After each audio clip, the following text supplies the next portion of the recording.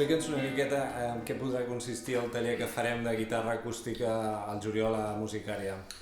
Bé, el curs que intentarem fer a la primera quinzena de juliol, aquí a l'Escola de Musicària de Vilanova i la Geltrú, estarà focalitzat en el tema de la mà dreta, de com acompanyar els diferents estils de guitarra americana, no? Des del country blues, des del blues del delta, passant per uns estils més cap al country americà, diguéssim country blanc, podríem dir, passant també cap a alguna del jazz i alguna de... O sigui, sobretot acompanyar, fer baixos alternants, acompanyar aquest tipus de walking bass en el tema més de l'estil de jazz, podríem dir, i una mica basat tant en guitarra acústica i també basat a la guitarra elèctrica. Però la tècnica, bàsicament, una tècnica que es diu finger picking, no? Que és tocar amb la mà dreta, o sigui, atacant ja sigui amb pua de polze o amb dits. Aquesta serà l'objectiu principal. És el que estaves fent ara, el finger picking? Sí, realment és fer servir amb la mà dreta la mà que acompanya, diguéssim, que fa els ritmes, en comptes d'una pua normal, pua que es diu flat pick, no? En anglès, doncs fer-ho amb dits o amb la pua de polze, per tenir també l'atac de la pua i també jugar amb els dits. Però amb els dits també hi toquen els guitarristes clàssics i els flamencs. Sí. Podrien venir o es trobarien una cosa molt diferent del que ells creuen? Bueno, jo personalment el que faig servir és la meva manera de tocar més, podríem dir, estil més americà, no? De la tradició de la música americana, no? Passant pel meu filtre, perquè jo no soc americà, però seria una mica diferent, podríem dir, del que és el flamenc. Potser més proper al clàssic, podríem dir. Tot i que jo vaig començar amb el flamenc, A mi alguna cosa m'ha de quedar aquí, a dintre de l'ànima, podríem dir. Tot i que el blues i el flamenc, tot això, les ànimes, és una altra... Ens portaria molt lluny aquesta xerrada. Qüestions pràctiques, serien 15 dies, 6 sessions d'una hora i mitja, classes en grups petits i les guitarres poden ser elèctriques, acústiques, poden ser espanyoles en un moment donat, com fa Chet Atkins. Cap problema. Molt bé.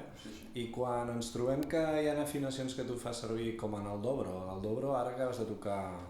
Sí, aquesta cançó... Així no sona la guitarra espanyola que jo tinc a casa. No. A part de que no té el ressonador aquest, no sona així. Què li has fet? Mira, aquest instrument és un instrument que es va crear, diguéssim, cap als anys 20, una cosa així, no? Del segle passat. I es va fabricar perquè a les bandes antigues de jazz nord-americanes la guitarra sempre quedava amb un tercer, no anava a dir segon pla, però un tercer pla perquè no se sentia gaire. O sigui, els instruments de vent, els metalls, saxofons, trompetes, tot, tenien un so molt potent, no? Llavors la guitarra quedava apagada. I llavors van fabricar aquest instrument, que no deixa de ser una guitarra, amb un ressonador.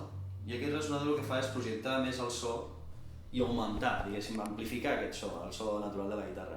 Tot i que al mateix temps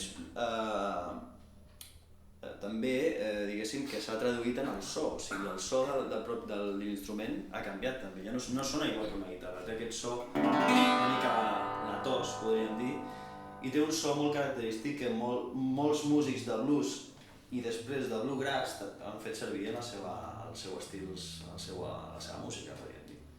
Ara estava tocant una peça que es diu Rum with Coca-Cola. He fet una versió d'un guitarrista que acompanya el Dr. John, que m'agrada molt. I està tocant bàsicament en l'afinació oberta. Si veieu, si jo toco sense fer els acords amb la mà esquerra, ja sona un acord. Aquest acord és un sol major, i llavors et permet tenir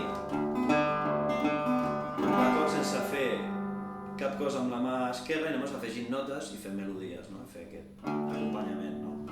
Però aleshores, Miquel, tots els acords que podem haver après 10 anys abans ja no serveixen per res. Home, en aquesta afinació, clar, tot el que hem après amb afinació estàndard no ens servirà, no? Tot i que És una mala inversió, per tant, per una persona que sap bastant de guitarra. El que passa que, mira, nosaltres afinem, o sigui, l'afinació oberta de sol, que es fa servir molt en el blues i en el rock and roll també, en el rock, Mark Knopfler, en Dire Straits va fer el Romeo and Juliet, que està també en afinació oberta de sol, fica una celleta en el tercer traste. De fet, aquesta afinació és molt agraïda, abans explicaré una cosa, és molt agraïda perquè baixem aquesta corda un to, a re, i la primera també a re, val? La cinquena és un sol, però les cordes del mig són iguals que l'afinació estàndard, amb la qual hi ha tríades que es queden igual.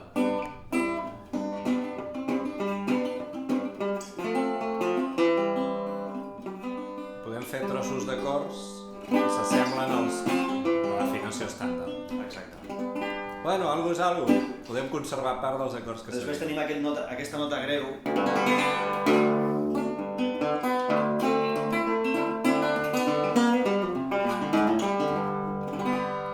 Que ens dona també aquesta sensació per omplir, no? Perquè molts músics de blues tocaven ells sols amb la guitarra i la veu, no? I aquesta sensació d'omplir més, de sonar més potent, no?